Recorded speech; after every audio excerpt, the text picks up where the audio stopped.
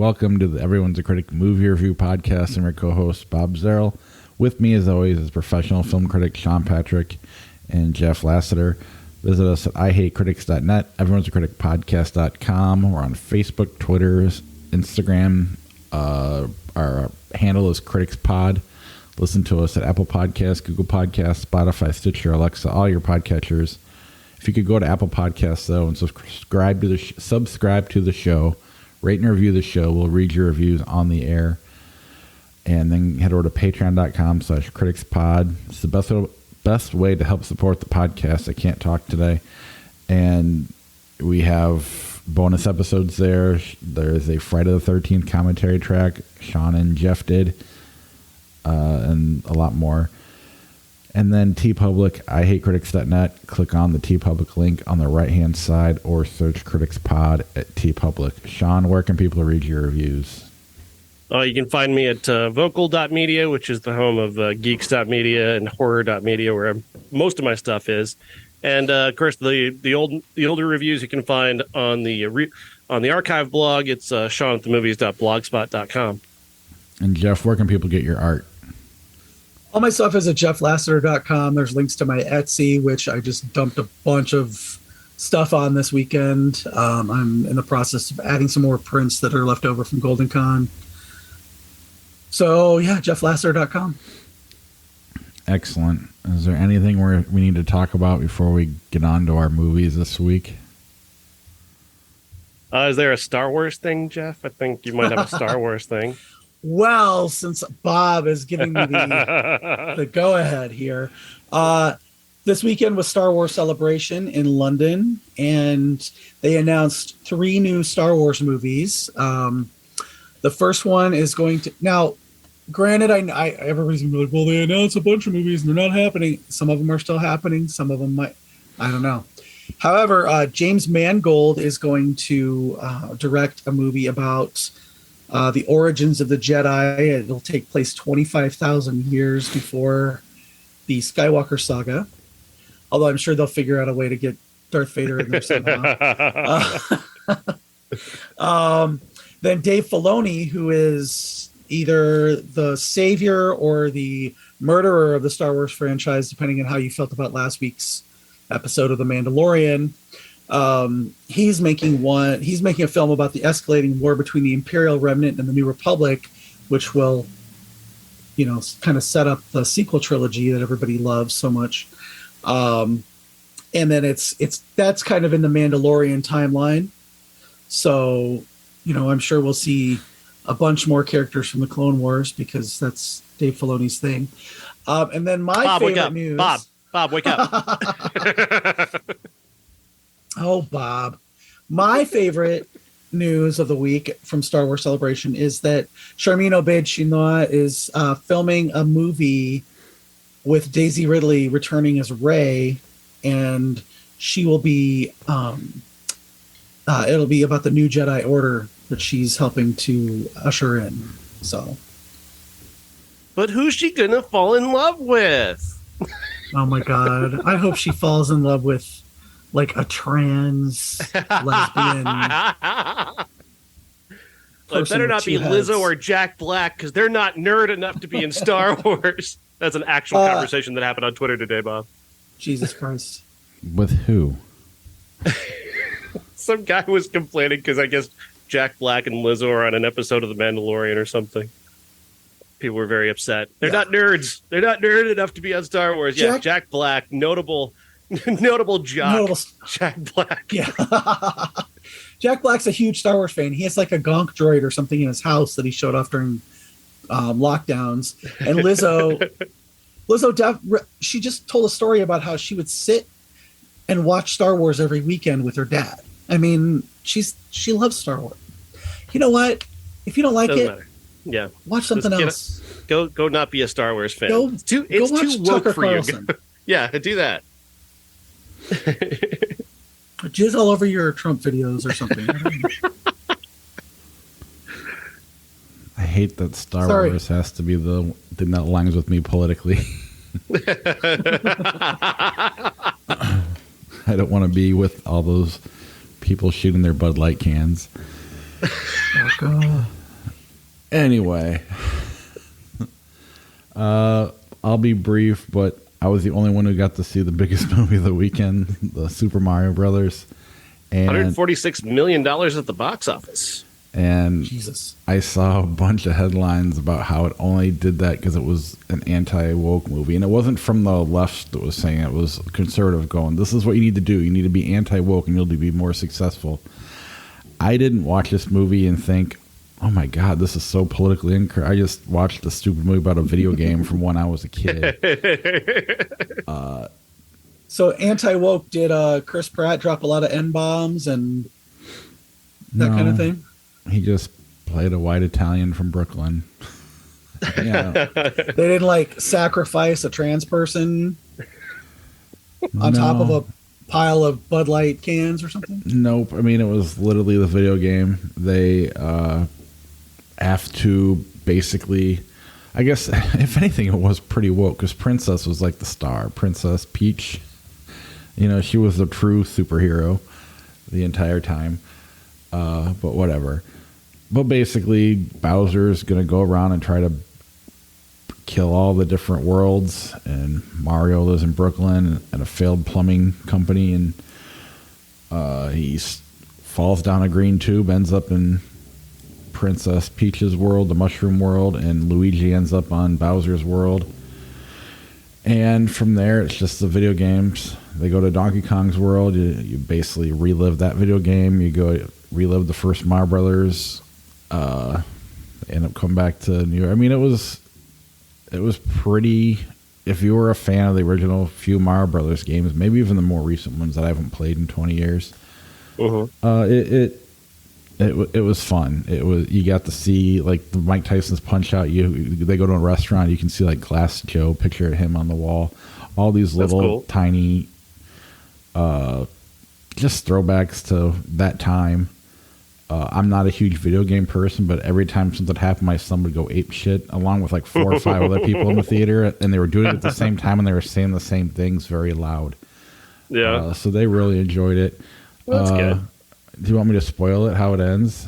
You might be able to guess how it ends. Does he save the princess and get a bunch of coins and stuff? But how? I mean, that's going to happen. But he jumps down a tube.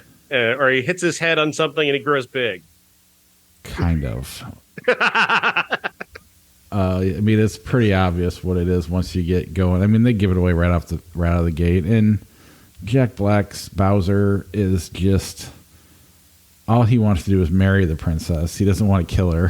So it's just kind of, it's fairly safe. And I don't know. It's for kids that like Mario.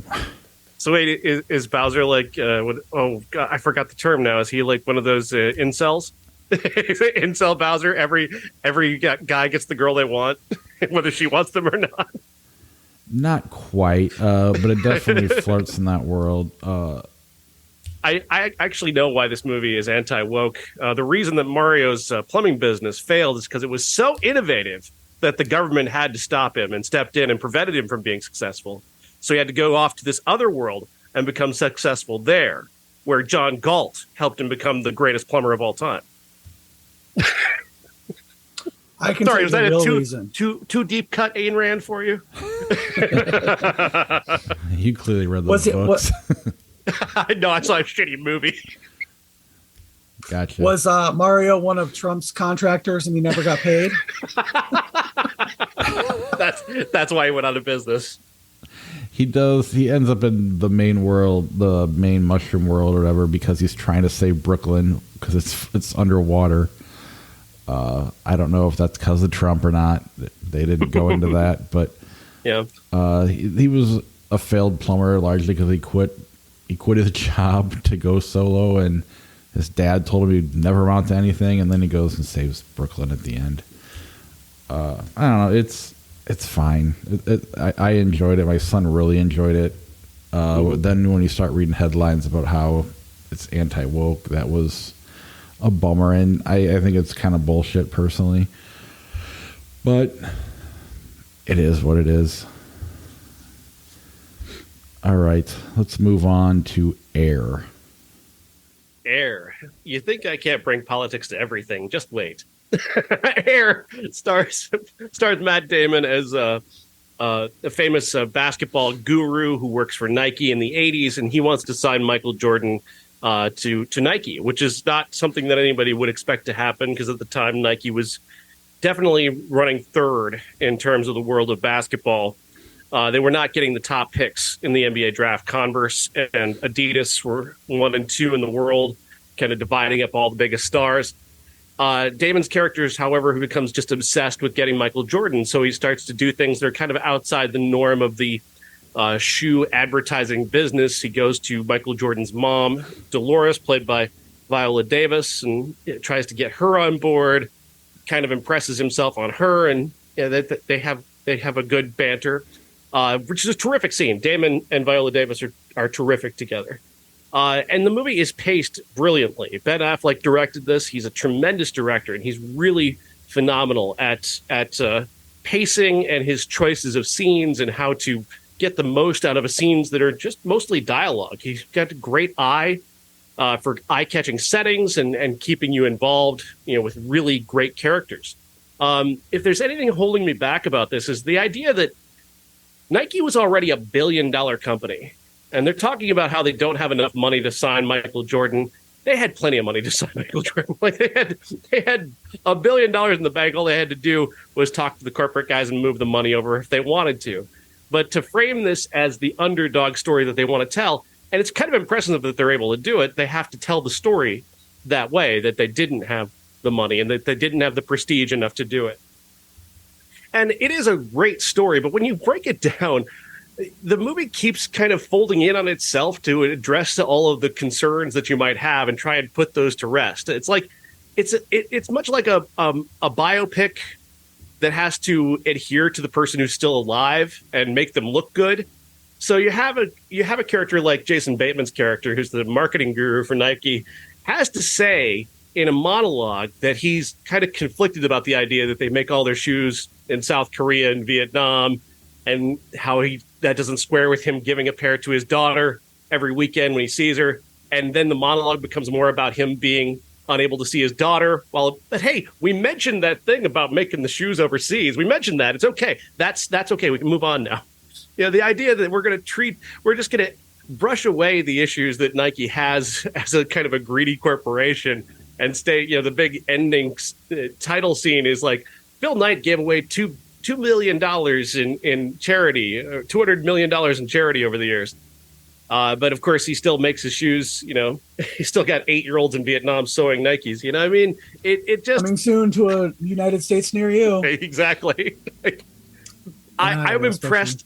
I'm impressed by so much about this movie, but at the same time, like the scenes where they stop down and have to kind of like hand wave away all the various issues that are here. The idea of that they've taken a story that essentially is about Black excellence, this amazing entrepreneur, this genius basketball player who becomes like one of the biggest, most important businessmen in the world. They've taken his story and, couched it in this group of white guys who are there to exploit him.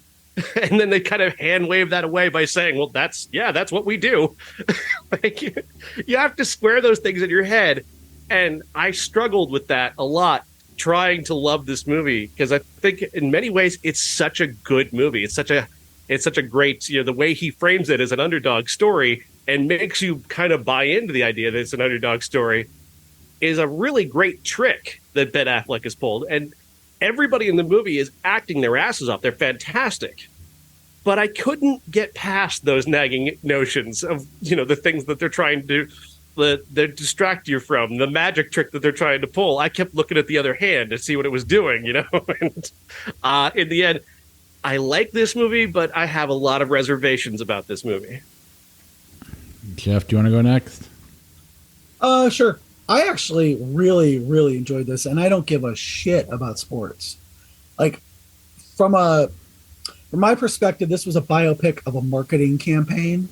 Mm-hmm. And, my day job is in marketing, and the underdog isn't Nike so much as it's Matt Damon.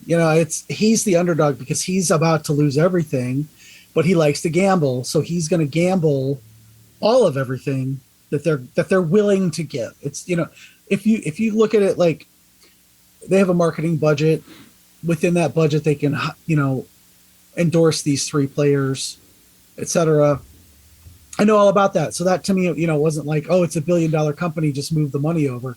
That wasn't an issue for me at all. To me, it was all about the how do you get from a company that does running shoes, and Ben Affleck, he kind of really underlined that point a few times in his monologues, where we're a running company.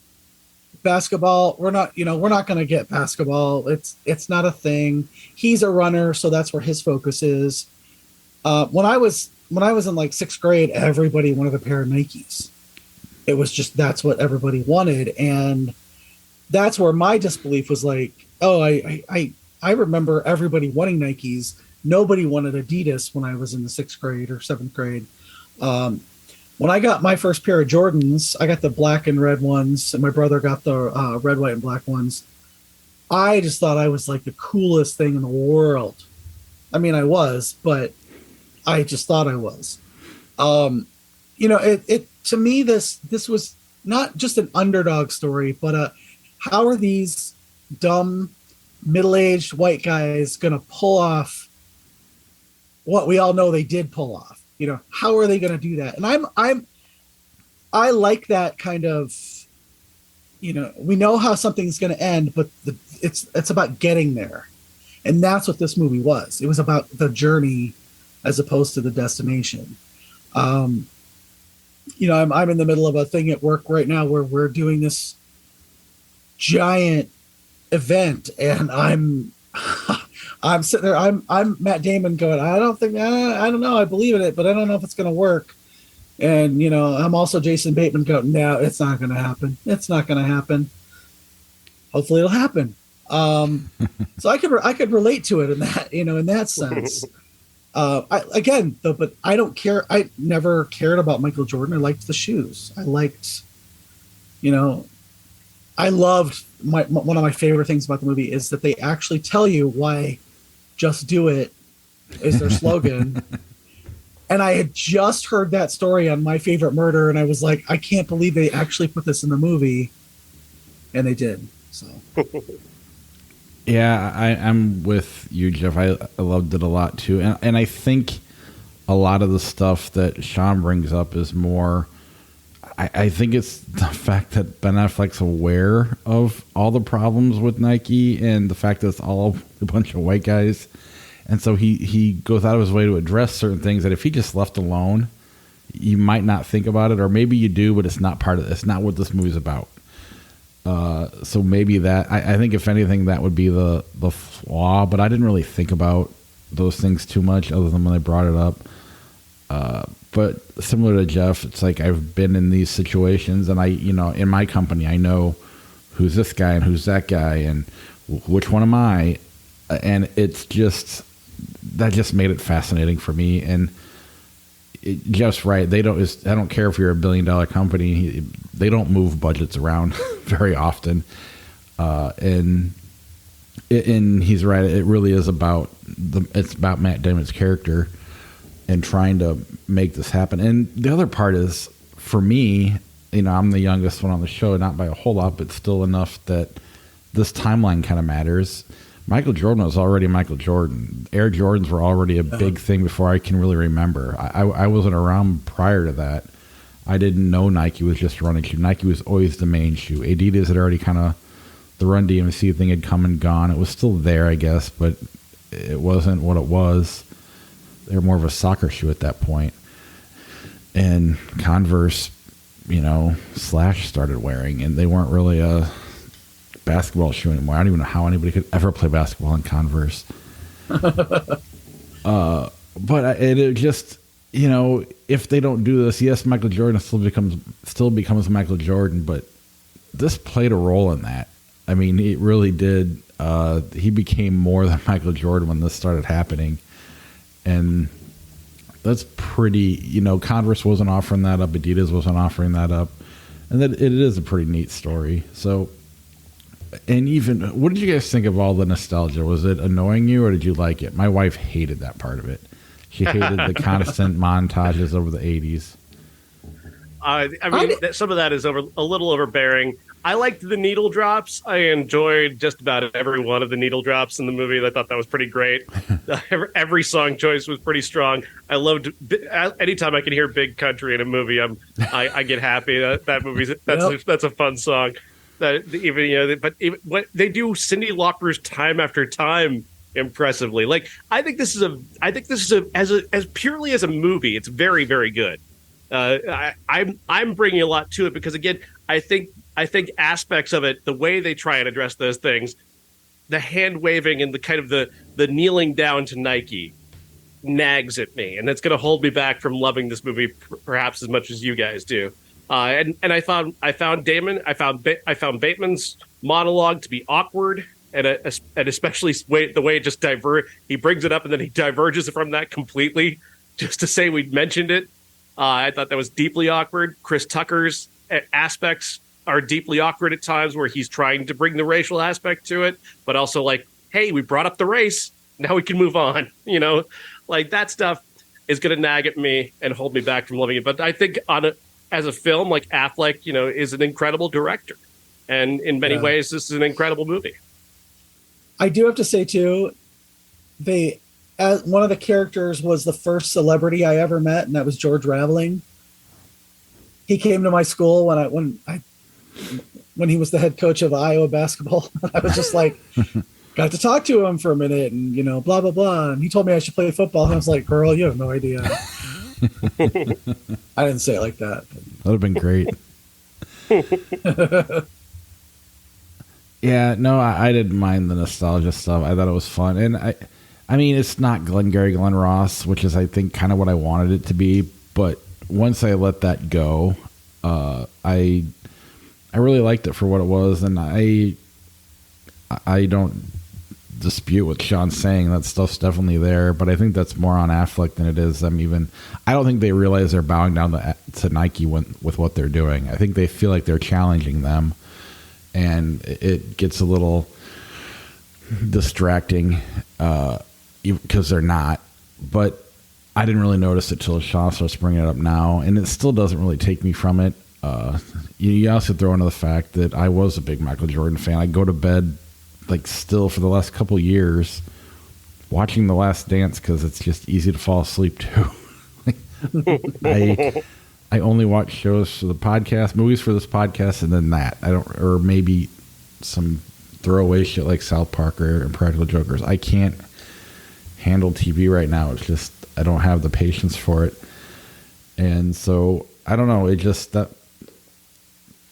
it's right in my. If you want a good sleep show, Murder, She Wrote. But here's why, or I never watched that. I never watched Golden Girls, so I don't have the comfort with it, and that's why I feel bad about it. It's like I used to do it with, I could watch Coach and go to sleep and be, because that's what I watched when I was a kid. But I've never seen those shows, so I'd end up watching them. Is what would happen. I'd have to get through all the seasons, and then it would turn into a good sleep show. That's why I watch the same YouTube videos every night. It's like I need the thing that I already know what happens at the end. I know where the thing is going, and that's why I have to watch. That's why I can fall asleep to it. Right. It's just there's a level of comfort. It's not an insulting to that piece of art or whatever, but it's a comfort and it helps me sleep. Anything else on Air before we move on? Go see it. It was really good. All right, and then Paint with Owen Wilson. Paint stars Owen Wilson not as Bob Ross. This has basically just a vague inspiration of Bob Ross. Not vague. I mean, it's an entire ripoff of Bob Ross, essentially, but it's not about Bob Ross because it goes off in a completely different, far more weird direction. The story goes that Owen Wilson is a painter on a PBS station in Vermont. He's a big deal there. He's also kind of a womanizer. He's got every woman at the place just absolutely falling all over him until a new painter arrives to take over and kind of do a show immediately after his, and played by Sierra Renee. and she's kind of better than him, and he's got to kind of deal with the blow to his ego. And this is a very weird movie. The character's name is Carl Nargle. He is the star of the Vermont PBS, but that's kind of he's this big fish in a small pond and doesn't really go any further than that. The whole tone of it is so odd because you think that there's going to be something more to it, and there never really is anything more than that. It's kind of a Wes Anderson movie. It also kind of has the tone of like late night Adult Swim in a way, which is kind of interesting. Michaela Watkins, Stephen Root, Wendy McClendon-Covey are just really great in this movie. Just very, very funny and entertaining. But everybody in this cast is very funny. There's a very funny cameo by Denny Dillon in this movie. And I found myself laughing a lot at this, like far more than I could have ever expected, because I just didn't know what this movie was going to do. Owen Wilson basically he just keeps painting the same mountain over and over again from kind of different directions. And then when you find out why, it's sad and poignant as much as it is hilarious to watch him continue to do it. Is it where he buried the bodies of the people that he killed? No, it's nothing like that. It's nothing at all like that. It's a very wholesome story in the end, even with all of the supposedly the women he's sleeping with, who he may not actually be sleeping with. He may just be making them paintings of mountains. We don't know for sure. That's just how the weirdness of this movie. I find this movie very charming in an odd way. Most people hate it, and I understand why they hate it. But I kind of found a sweet spot in this one that just kept making me laugh. And I'm like, why is this funny? I'm not sure. But I love the weirdness of it. I love this idea. And like I said, the vaguely Wes Anderson with a little bit of late night Adult Swim just kind of worked on me. I could see this movie. I could see like Owen Wilson's Carl Nargle being on Adult Swim from like midnight to 5 a.m. just talking weird about how he likes stew. And painting the same mountain in different ways. That's paint. Do you think it can pick up a life on streaming? I know. No, it's dead. It's dead as a doornail. It's done for. 32% positive from critics. Nobody's going to look at this thing. Yeah, and we have such a short attention span anymore that even if it did pop up, it lasts a week and go away. Yeah, I don't know what their marketing was on this. It didn't seem like anybody even really knew it was coming, and then it was just sort of there. They really kind of fumbled that, but I think they'd already fumbled it with critics. Like they put it out to critics a few weeks ago, and I'm gathering that they didn't get the response that they wanted, so they just kind of cut the marketing budget, dumped it on screens across the country, and hope to recoup a couple of bucks if they can. Which probably they didn't recoup much, I imagine. But like I said, I had fun. I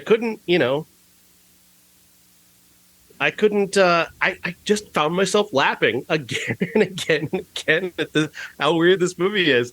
At one point, he's just in the back of his van, which he calls Vantastic, with Michaela Watkins, and they've just had sex, and they're going to start having sex again, and he goes to finger her, and he's just rubbing the side of the van. He doesn't know it. He's just kind of rubbing the little side wall of the van. She goes, "That's not me. That's the van." Is it carpeted at least? Yes. That's the joke. That his van is entirely carpeted with a nice bed in the back. And that's the thing. I don't know what year this movie is set in. Like, the flashbacks are to, like, 1972, but then we're 20 years in the future, so it's the 90s. But then they make references to things that I think are modern, but I'm not sure. The movie exists in this weird space. Awesome. Maybe I'll see it someday. All right. Our classic is it Basquiat? Basquiat. Yes, starring Jeffrey Wright. His debut performance for Jeffrey Wright. And the story of Jean Michel Basquiat, who became a hit artist in New York in the 1980s. Many people have associated him with Andy Warhol, but the film at least seems to posit that was sort of a loose association. They became friends over time, or at least spent time together over time, but he was not responsible for Basquiat's success, according to the movie anyway.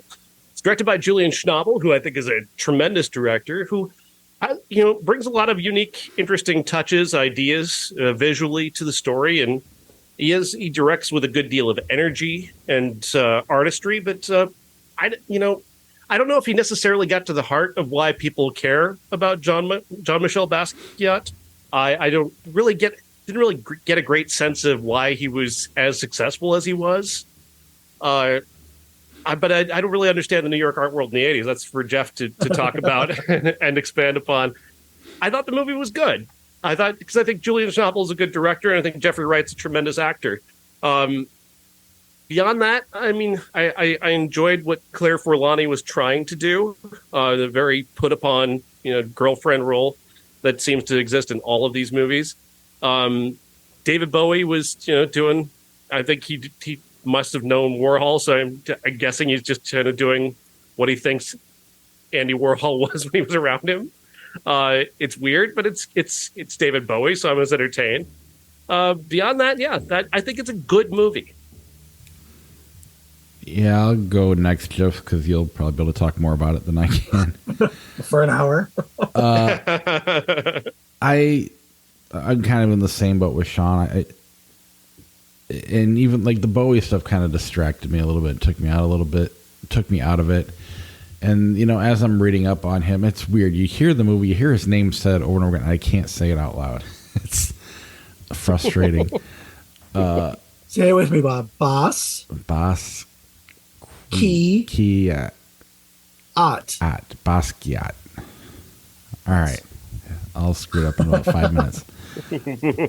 But, and I start reading into it a little bit. He died at 27 from heroin, and you start looking at all the other great artists that died at 27 that get called genius, and I'm always that asshole on the side going, well, they're not really a genius. This guy was better than Jimi Hendrix, and this guy was better than Jim Morrison. And I can't speak to this guy, Basquiat, but immediately I'm start going there, and I don't like that part about me, but that's just where I was at. And anyway, I'll let Jeff kind of take it from here. First of all, you can get my Basquiat sticker and my Basquiat print at jefflasser.com. That being said, as somebody who lived in New York for 5 years, I was really, really, really invested in Basquiat just generally, to the point where this movie, while the cast is insane. I mean, just the people that Schnabel got to work on it, like Parker Posey as Mary Boone, who, really kind of worked him to the bone for a while in her gallery.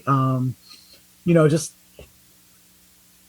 I liked the characterization of Warhol because that's kind of how he talked. And, Warhol was a cipher to a lot of people. But I thought he really captured who Andy was in the 80s, who, he'd kind of moved beyond being a pop artist and then into a commercial artist, for lack of a better, way to speak. They did do some paintings together that I saw at the Brooklyn Museum that just absolutely phenomenal for me. I think, at the time they were kind of put down, but there's been a kind of a growing resurgence in their collaborations. Jeffrey Wright, I think, perfectly cast for the age he was at the time.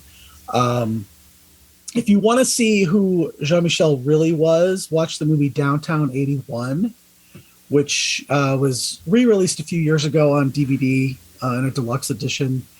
And that guy, he's playing himself. One of the things about this movie, and it's just like any biopic or biopic if you're stupid. I've heard it said that recently.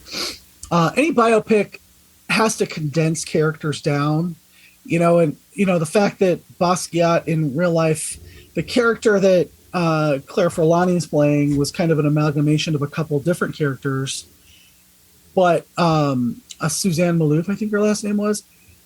She used to fight Madonna because they were both dating him at the same time. You know, and I think that's how I first heard about him.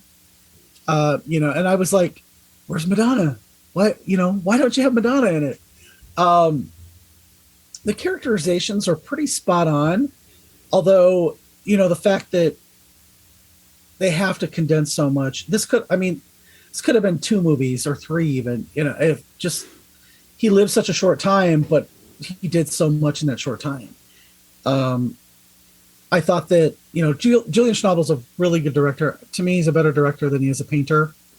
You know, he's more about the concept, and that really shines through this. My absolute 100% favorite part of this movie is when they're taking the guy from the Suicide Hotline and making him into a song. Mm-hmm. It's just absolute brilliance. And the soundtrack is just perfect. Like that's, you know, you can listen to that from beginning to end without stopping. You know, the characterizations of somebody like Rene Ricard in this movie are pretty spot on, but, you know, you get a little bit of, you know, let's add it. Let's take all of his friends and turn them into Benicio del Toro instead of having his friend group, which was pretty varied and massive. If you're ever curious about what he did and, you know, the actual story and a little more involved, there's several books out there about him. I just blanked on the one that I've read a couple times. Actually, when I lived in New York, I read this the second time, and he lived on little, I'm going to say little damage because I was just talking about LA. The apartment that he lived in where he died is now like a Chinese restaurant supply store. And I almost got to go upstairs when I lived there. I almost did. I did a little Kid Robot figure of him, and to take pictures for my website, I took it across the street and put that in the background and everything. And the lady asked me, "What are you doing?" And I told her, she's like, "Oh, well, if you're still here when I come back, then I'll let you come up and you can look at it." And I was like, "Oh," and then I waited for like 2 hours and she never came back. So yeah, I was devastated. You know, just this does kind of give you a slice of the downtown art scene from the 80s. Not enough, in my opinion. I would like to see, you know, another biopic of him. Of course, you know, I love movies and stuff, but I would love to see, like, oh my God, a miniseries about him would be amazing. So definitely see this if you want to learn about there's other stuff, you know. There's an element of this that even as it is Julian Schnabel and a tremendous director, there's an element of biopicness about it. Like it's not innovative enough. I said something and my computer decided that I wanted to listen to a song on my Apple Music. Sorry about that. That's all right. There's an element of conventionality that I think detracts from the story they're trying to tell, which is unfortunate because Julian Schnabel tends to defy convention in his movies, and he's going rather. Sorry, are you okay, Jeff? Hello, you still there? Did you mute yourself, Jeff? I think we lost Jeff. I hear him, but I don't think he hears us. No, he's not hearing us at all. Maybe we can get Jeff back. Okay, here I am. All right. I was just saying that there's an element of conventionality to this that is not typical of what Julian Schnabel does as a director. And a biopic quality to this that I think detracts from trying to explain why his art was so memorable, transcendent, and made him, you know, this kind of young legend. Yeah. And Sean's kind of ruined biopics for me since before. Prior to the podcast, like I loved Ray, and all of a sudden we started doing all these biopics, and he starts tearing them apart, and I'm just like, he's not wrong on anything he's saying. The only one I can think of liking really is that Elton John one lately that came Rocket out. Man. That was good. And because it wasn't really a biopic, it was just kind of, they took his songs to tell kind of a fantasy version of what happened. So I'm also bringing that to this movie too, but at the same time, it's,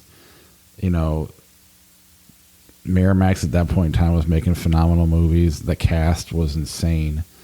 Everywhere and even like, I'm sure Boy was great. It was the fact that I could see David Bowie in the character that threw me off. But I mean, you had, like you said, Benicio del Toro, Parker Posey, Harvey Keitel, was Gary Oldman in it, I think. Christopher Walken. Yeah. Christopher Walken. I mean, it was just, and there's still like 7 or 8 other people I'm forgetting. It was a phenomenally well acted movie. It's just one of those where it definitely, everything Sean says about biopics was in this movie.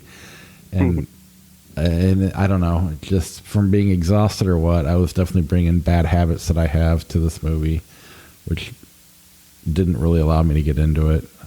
I feel bad about that. Is 90s Benicio del Toro among the most insufferable actors on the planet? I think yes. He is. Some people loved him then. He was the worst part of this for me. Just and then because I just couldn't. Everything he did was just like, I've got to do a bit to be an actor in this moment. I've got to be doing something to bring attention to myself or to show off my acting. Capital A. I'm Benicio del Toro. I'm acting in this scene. Well, and I had kind of the opposite effect there, where I know he's supposed to be a really good actor because I remember people talking about him before I knew who he was. And so I'm just assuming it's good, but here you are telling me it's bad, so I'll accept that. I wasn't in the right headspace for this. Anything else on Basquiat before we move on to 93? Nope. All right. 1993, we had Sidekicks, Bodies Rest in Motion, The Sandlot, and Indecent Proposal. We lost 2 episodes due to it, of the 93 podcast due to a technical problem, but we do have the Indecent Proposal episode that will be going up soon. And Indecent Proposal is 30 years old, and it is such a strange experience to watch this movie today. this gimmick of a movie that is basically, would you let your wife sleep with another man for $1 million?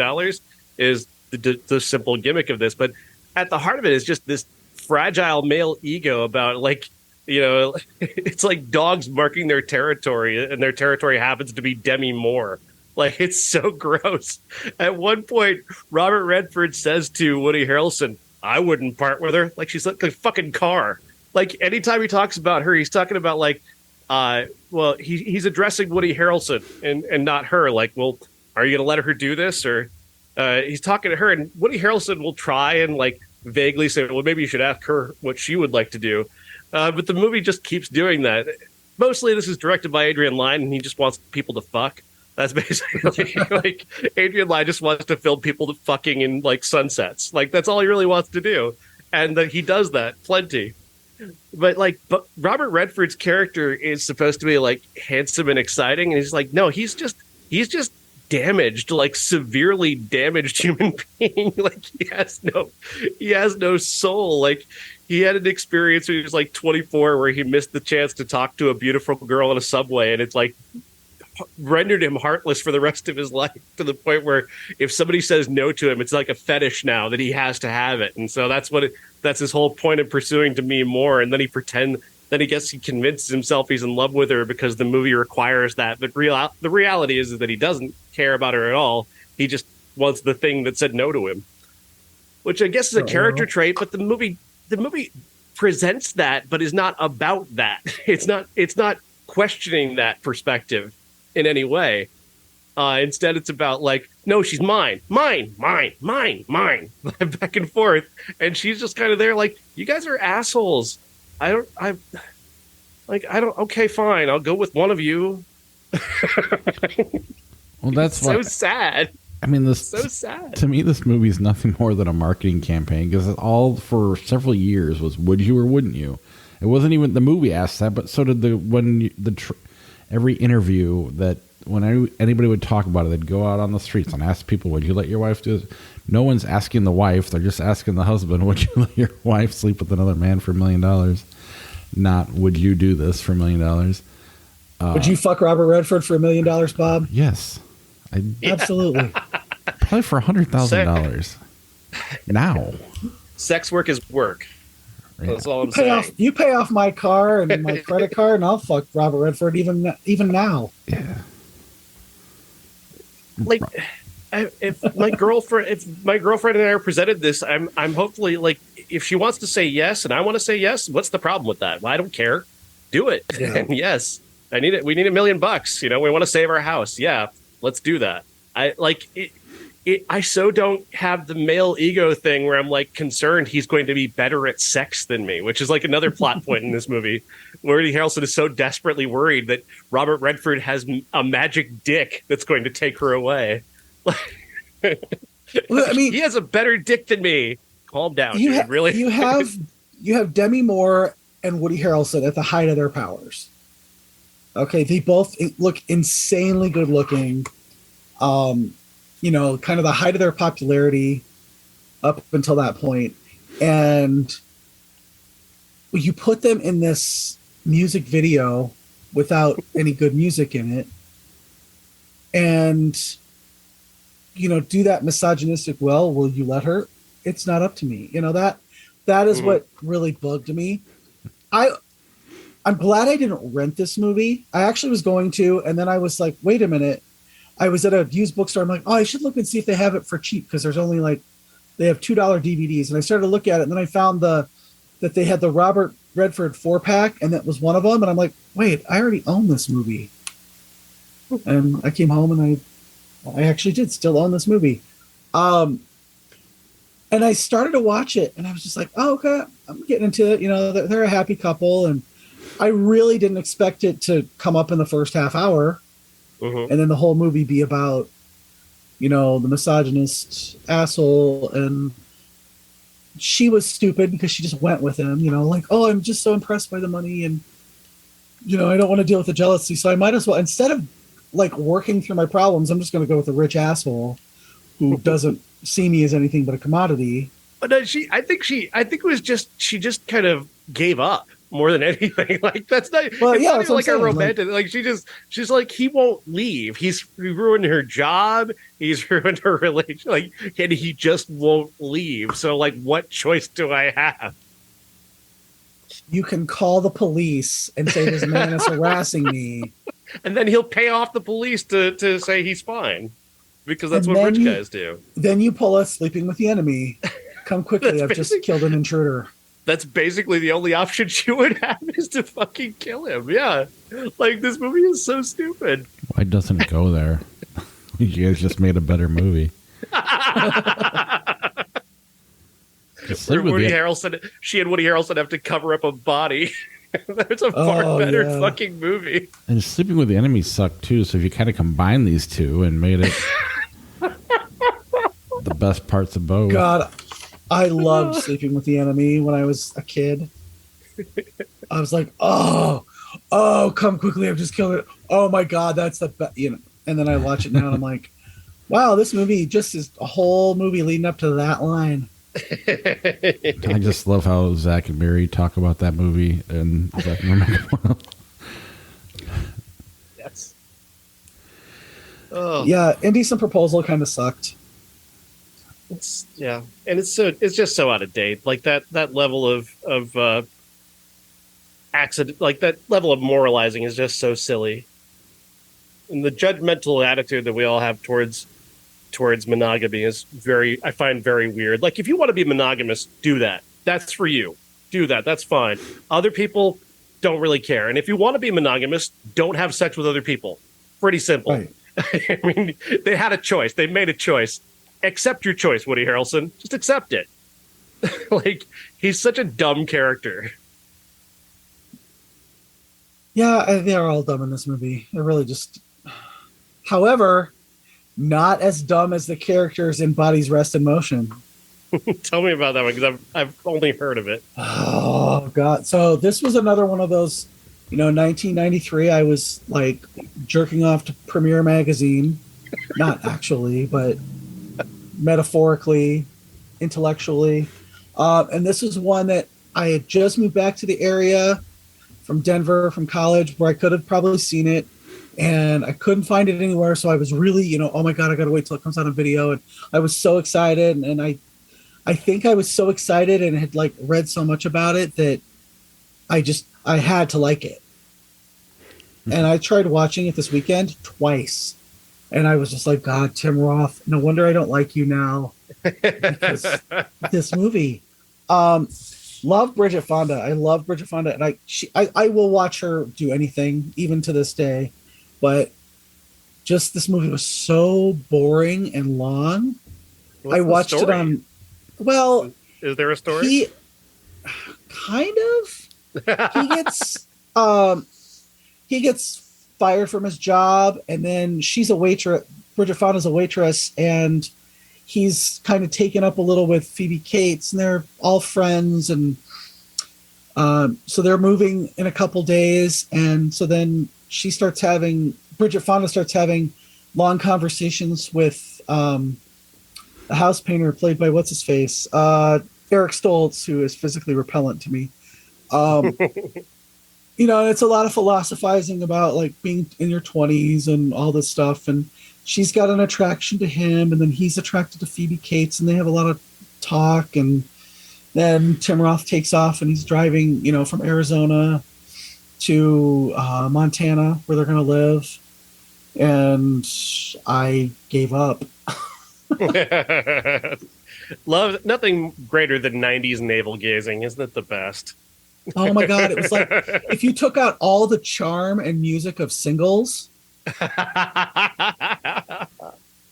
and then you like just dosed it with really horrible dialogue and repetitiveness, you've got Bodies, Rest, and Motion. Sorry, Bridget. And then I'm glad I've not seen it. Then there's Sidekicks and Sandlot. I don't know if we need to talk about those, but they came out as well. Sandlot, I know, is very popular among a lot of baseball fans. I could give a shit about it. Honestly, it just doesn't really do anything for me. Yeah, I loved baseball as a kid, and I probably was the right age for it too. And it's fine. I don't hate it. I don't love it, but I don't look back on it as one of my favorite baseball movies, even a little bit. You don't have a "You're Killing Me" Smalls t-shirt like everybody else that shops at Walmart and Target? Maybe that's why I don't like it. Went to a horror convention actually a couple years ago, and I think every fourth person was wearing that shirt. And I was just like, what's that from? Because I'd never seen it. And they were like, oh, it's from The Sandlot. It's like the best movie ever when you're a kid. And I'm like, God, nostalgia is horrible. Also, it's Target and Kohl's. All right. Next week we got Mafia Mama, Nefarious, the Pope's Exorcist, Renfeld, and Sweetwater. Are all those coming, Sean? As far as I know, yes. So far. I mean, it could change, but I do believe we're getting each of those, maybe. And Pope's Exorcist has been a weird release because it was coming out last week and then they moved it a week later, and the release has been kind of hit and miss on the dates with that one. But Mama, Mafia, Nefarious, Renfield, Sweetwater is going to be, yes. Pope's Exorcist, yes, is also going to be there. Metallica 72 Seasons is having its global premiere on Thursday, in case you're interested. I can do that. There's also a movie called Beautiful Disaster. I don't know what that is, but apparently it's going to be there as well. Beautiful Disaster. That sounds familiar. Oh, and Suzumi. I'm actually going to see Suzumi tomorrow. How do you spell Suzumi? Suzume. It's an anime. Oh. All right. Have we decided on a classic? Are we doing Married to the Mob? Are we going to go on the Dracula? What are you guys thinking? We have done Dracula before, haven't we?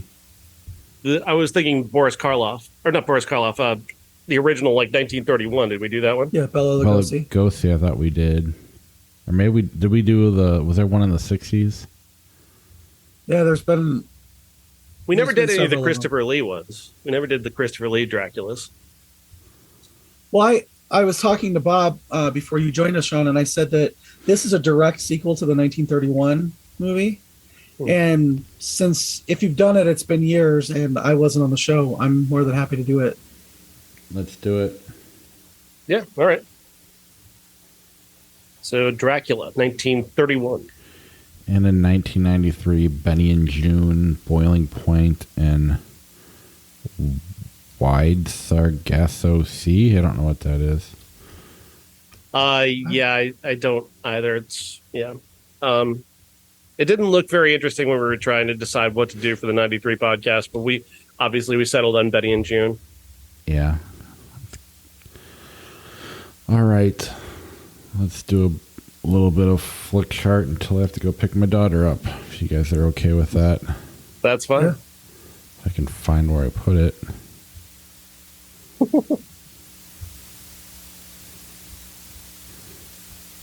There we go. Not even logged in. Do you want to just do it regular? Or you want to run best? I don't think Basquiat has much of a chance of getting too far, so let's just keep it regular. Nothing against it. I just don't think it would get very high on the list. Coyote Ugly or Beetlejuice? Coyote Ugly. Coyote Ugly. Agreed. I watched that film like 25 or 26 times when I was working at a theater when it came out. Really? I was in the booth, so I was just like, I'd run it and I'd sit up there and just eat my popcorn and watch it. Yeah, 3 or 4 times a night. I watched it a few times just because I had a huge crush on Piper Perabo. Who doesn't? Even I have a crush on her. And Maria Bello. I would let Maria Bello destroy me. Me too. My super ex-girlfriend, High Noon. High Noon. High Noon. The Descendants, Hot Fuzz. The Descendants. I don't like anything. I don't even like Shaun of the Dead anymore. It's been so played. Yeah. First Blood, Part 2. Never heard of the other one. Or then Rambo Wins. God damn it. Yes. Rambo First Blood Part 2 or Friday the 13th Part 2. Friday the 13th Part 2. I've never actually seen the second one. You haven't? Oh, it's actually really good. It's solid. It's a lot of people's favorite Friday the 13th. Really?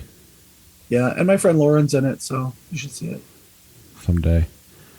Animal House, Pay It Forward. Animal House. Yeah, Animal House. Pay It Forward is absolute trash.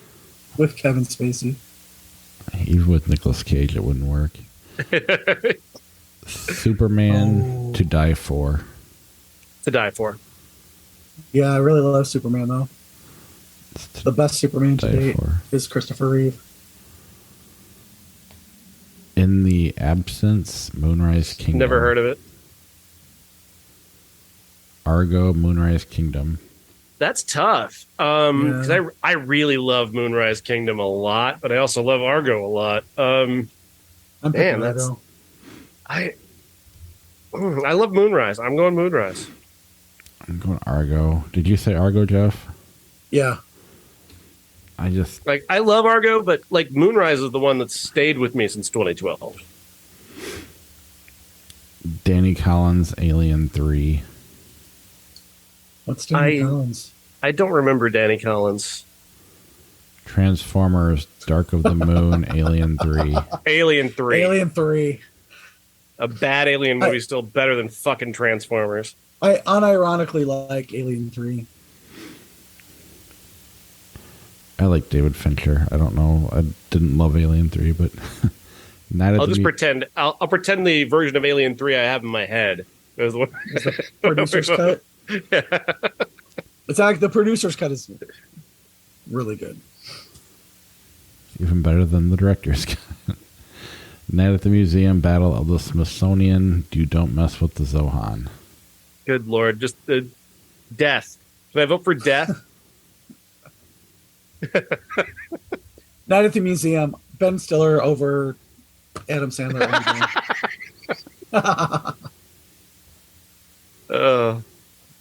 Be Cool, Rain of Fire. Be Cool. Be Cool. Just for really The Rock. bad, though. The Rock is funny in it. Rest in peace. Tunnel, 127 hours. Never heard of Tunnel. This is like a record for movies we haven't heard of. Yeah. Hurt Locker, 127 hours. That is tough. 127 hours. Hurt Locker. Yeah, I'm kind of thinking the same thing. I just wanted to see Bob pick. Oh, because usually Sean and I are on the same page. I was Airplane 2, the sequel, or The Dukes of Hazzard. Airplane 2. Agreed. Fear and Loathing in Las Vegas, Monsters Ball.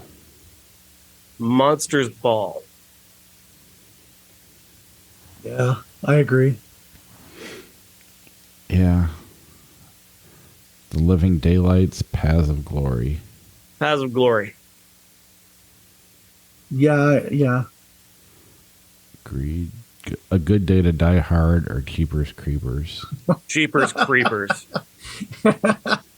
Yes, Jeepers Creepers. 500 Days of Summer, Harry Potter and the Sorcerer's Stone. Harry Potter. I hate Zooey Deschanel still. I really like 500 Days of Summer. I'm going there.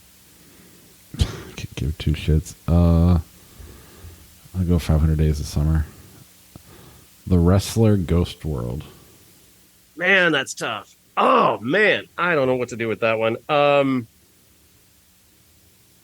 I think I would probably watch Ghost World first. Yeah. I mean, if I'm going to watch one, I love The Wrestler. I think it's incredible, but I would watch Ghost World. Yeah, Ghost World. I think I'd watch The Wrestler, but I love Ghost World too. Aeon Flux, The Ten Commandments. Aeon Flux only because it's shorter. I've never seen Aeon Flux, so I've only seen bad. It's terrible, but like, I just don't want to sit through the Ten Commandments at all. But your mom loved it so much. Every Easter. The Theory of Everything, Star Trek Into the Darkness. Star Trek Into Darkness. Yeah. Doesn't have Eddie Redmayne in it. Intolerable Cruelty, Requiem for a Dream. I think Intolerable Cruelty is a much better movie than people have said it is. I think it's obviously lower tier Coen Brothers, but it's actually a pretty good movie. But Requiem for a Dream is obviously, I think, a better movie overall. I could watch Intolerable Cruelty again. I don't think I could ever watch Requiem for a Dream again, but it's still a better movie. That's I'm going to be on television. That's kind of like the charm of Requiem for a Dream, though. It's like you can only see it once, and you never want to watch it again. Nobody got this, but when they asked me to show my art on on Living Local in the Quad Cities last year, and I walked around, I was like, I'm going to be on television. And nobody got it, like, except for one of my friends. And they were like, what? And I was like, I'm going to be on television. And they're like, are you just like doing Ellen Burstyn? And I'm like, no, I'm going to actually be on television. A Bronx Tale, The Fountain. Bronx Tale only because The Fountain is just too weepy. I never saw The Fountain. Hugh Jackman just crying the entire movie. If you like that. Oh, yeah. I saw the previews and I was like, nope, we're not going to do that. Yeah, Bronx Tale. Limitless, Scream 4. Scream 4. Yeah, Scream 4. Urban Legend, Empire Records. Empire Records. Urban Legend. It's Empire Records for me. Slither. I know. That's okay. Slither, Tango and Cash. Tango and Cash. It's too stupid to be. It's too stupid. It's so much fun for being as dumb as it is. Yeah, you get to see Sylvester Stallone and Kurt Russell's ass in in the 80s. So yeah, we'll go with that one. I just wish Slither was more fun. It's just, it gets too gross for me. I love Slither. Don't get me wrong. See, I hate Tango and Cash so much. And I love those two. Adventureland, Poltergeist. Adventureland. Poltergeist, 100%. I'd probably watch Poltergeist first. You Law-abiding moved the bot. Law-abiding Citizen, the Star Trek Nemesis. Again, can I vote for Death? No, there is no movie called Death, apparently. Fine, Star Trek Nemesis. Yeah, just we're voting against Gerard Butler, not for. Exactly. Exactly, yes. That is absolutely true. The Astro Zombies, Hook. I've never seen the Astro Zombies. I want to. I put it on my list of things, but I've never seen it. Yeah, if you guys haven't seen it, then we'll just pick something better. Is it good? It is what it is. So it has Astro Zombies in it. Yes. Good. Okay. That's all I want, so that's fine. 28 Days Later, Hook. 28 Days Later. Days Later. I have a soft spot for Hook, though. Yeah. About a Boy, The Shallows. About a Boy. I got The Shallows for $1, and I feel like I overpaid. No, I'm just kidding. It was actually pretty good. I thought it was pretty good. If implausible, it was good. So I'm going to pick The Shallows, just to be contrary. I'll go to About a Boy. Swordfish, The Great Dictator. Great Dictator. Yeah. I'll take that just slightly above Halle Berry's boobs. Cellular. Oh, yeah, she shows her boobs in it. Literally the only thing anybody knows about Swordfish. I think I've told it on the show before, but as soon as that scene happens, somebody in the theater goes, "All right, we can leave now." I had to sit through Swordfish twice. Not because I'm a perv. Sure, Jan. The camera shut off. The projector shut off during the bus chase, and so they had to give me a ticket so I could come back and see it a second time. Was the bus chase before or after the boobs? I forget. It's after. It's so you got to see it twice. The start of the third act. Cellular next. Cellular. I never saw Cellular. Nearby. It's not great. But Dream Girls, Mississippi Burning. And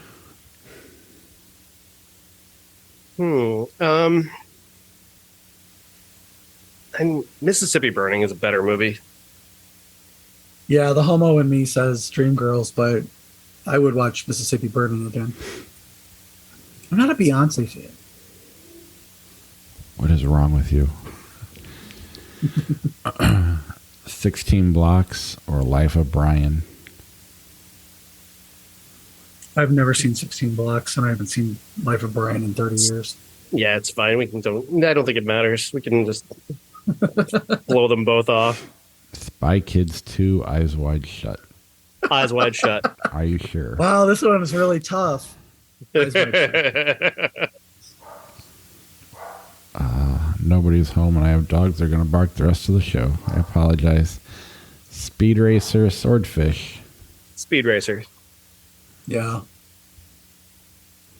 Boys in the Hood, Freddy Got Fingered. Boys in the Hood. Boys in the Hood. Freddy Got Fingered was kind of funny, though. It's memorable. It's damn memorable. Yeah, this is true. The Truth About Cats and Dogs, Frost Nixon. Frost Nixon. Yeah. Boring myself. Dune or Big Daddy? 1984 fucking Dune. Christ. just no. Just no all around. You've picked Death Dune. 3 times. No, you would seriously sit through 84 Dune over Big Daddy? I would It's got Stephen King. And I would rather watch Dune than watch Adam Sandler pissing for 90 minutes. Yes. He only pisses on the cover. It's got Sting in a little tiny bikini. We voted against When I Swordfish twice. I will not vote for Big Daddy. It's just not happening. I hate know. that movie. Should we vote? Should we both vote for Big Daddy? Feel free. I'm okay with the Fishing with Guided choice and calling it a show. But I can't pick Dune. That was hard. Okay, Big Daddy. Suck it, Sean. That's a good way to end it, too. Babes, 25th Hour. 25th Hour. Yeah, sure. Josh will be mad. La La Land, Dallas Buyers Club. La La Land. Yeah. Conan the Destroyer, Donnie Brasco. Donnie Brasco. Oh, I don't know. I'm just kidding. Johnny Brasco. Cujo, Dracula, 1931. That's Dracula. really tough, actually. Cujo is not a bad movie. Like, It's that's a one of the good shows. movie. That's think one of the things Cujo's- that we've done on the show that just so surprised me with how clever it is. Like the way that they play that with that dog, just keeping the mom and son in that car for so long. Like, you think something else is going to happen. I thought that was really clever. I think it's a legit scary movie. Like, most scary movies are just kind of, you watch it and you laugh or have fun or whatever. But Cujo, I think, is legit scary. I'll I go agree. Dracula, but I love Cujo. I think Cujo's awesome. We'll pick Cujo if you want. No, I think Dracula's a better movie, genuinely. Oh, okay. Okay. I'll pick Cujo. I got to just see throw a vote on Cujo. it. I got to see Cujo with Louis Teague, the director. That was cool. That's cool. I think for Cujo, it's just a lot of it is a little recency bias. I've seen Cujo more recently than I've seen Dracula. Yeah. But Could you pick out Dracula, the scenes- Dracula's lasted nearly 100 years for a reason Yeah. because it's incredible. When you So- Could you pick? go ahead, Jeff. I was gonna say, could you pick out those scenes where there's a human being playing the dog? I'm not probably if I were really looking for it. I'm sure. But But you read a lot of books, Jeff. Have you read Cujo? Oh yeah, twice. I feel like, and maybe I'm in the minority, but a lot of Stephen King's third acts fall apart a little bit. Is the book Cujo any good? I haven't actually read it. Actually, I like the ending of Cujo better than the movie, but it's one of the few he doesn't really. I think that's the one he doesn't remember writing because he was so coked out of his mind.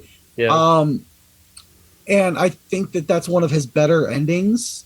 I mean, spoiler alert for a 45-year-old book, but the kid dies at the Oh, wow. and it's much more effective. You know, I think if they'd killed Danny Pintaro in the movie, it would have been too bleak. You know, that's what Louis Teague said. He said after we watched the movie, he got up and did a Q&A, and he was like, we went with the kind of happy ending because it was such a bleak book. Mhm. And it didn't get any better by killing him off. It was just still bleak. The book it's really good, and I like the ending better, but it's just a constant, like, everything bad is happening. You know, there's no real, like, oh, up with people kind of thing to it. Whereas the movie, there's at least hope at the end of it. There's no supernatural twist on it or anything like that, right? Or is No. And it is funny though, like in was it Chapter 1, 2017, that they make a joke that Bill Denborough can't end a book, just like Stephen King. Stephen King's endings just tend to fall apart. Well, yeah, So- like Pet Cemetery was such a good book until the end, and I'm just like, this is awful.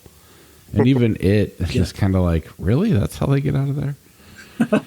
Well, I thought the ending of Pet Cemetery, the movie, was better than the book. I agree, but I still would have gone even further away from the book. Yeah. All right, Double Jeopardy or Good Girl? The Good Girl. Yeah, the good girl. Although, The Mothman Prophecies or Alien Resurrection? They're both terrible. Flip Alien a coin. Resurrection is more fun. Flip a coin. I can't vote for Mothman Prophecies. I hate it. Batman 2022, Mad Max Fury Road. Controversial choice. I'm taking the Batman. What's controversial? I think that's better. Most of the internet is going to be upset with us. I think Mad Max is far and away superior to Batman, but that's fine.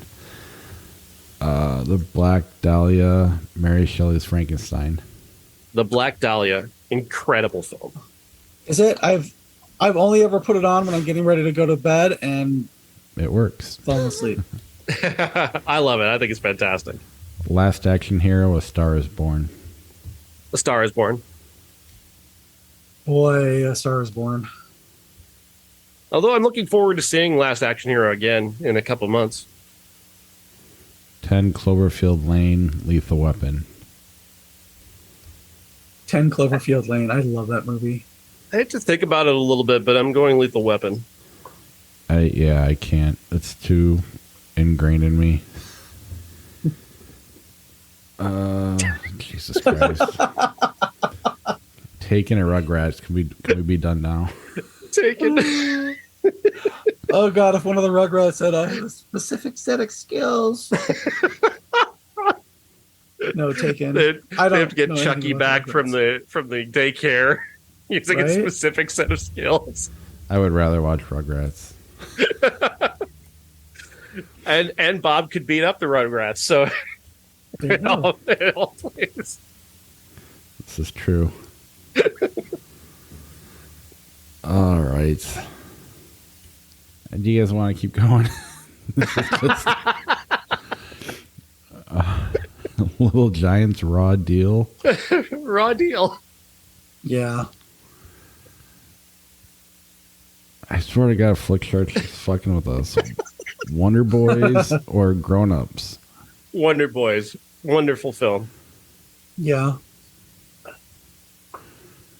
Ocean's 11 or Vertigo? Vertigo. God, why is this even a question? Vertigo. Blindness, Finding Forrester. I don't remember Blindness. No. 2 movies you could give 2 shits about. Alien Flux or Finding Forrester. You're the man now, dog. Finding Forrester. Sure. Did you just quote Finding Forrester? Yeah. What, you guys don't know the quote? The most famous quote from Finding Forrester? It's from Finding Forrester. It's like the most forgotten movie of I should explain. In the like early 2000s, one of the most famous websites for like just being an absolute asshole, like Reddit before Reddit, was this place called YTMND, which is just a lot of shit posting.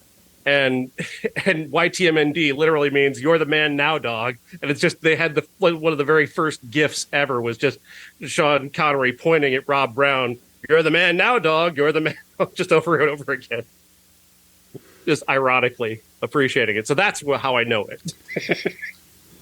Okay. Thanks, Sean. You're the man now, dog. All right, we're not voting on this one. Podcast over. Super Mario 3, Friday the 13th. Friday the 13th wins. Yeah. All right. Iron Man wins, right? Yes. Yes. And never heard of VFW. All right, then we're done. Oh, right. You haven't?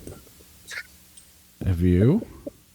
Yeah, I have. It's 2019. It's a horror movie. I suppose I could see. Is it any good? It's fine. It's nothing great. I mean, it's got a good cast in it. It's the movie where Fred Williamson, the blaxploitation star, is in it, and he got accused of misconduct. Oh boy. On that note, but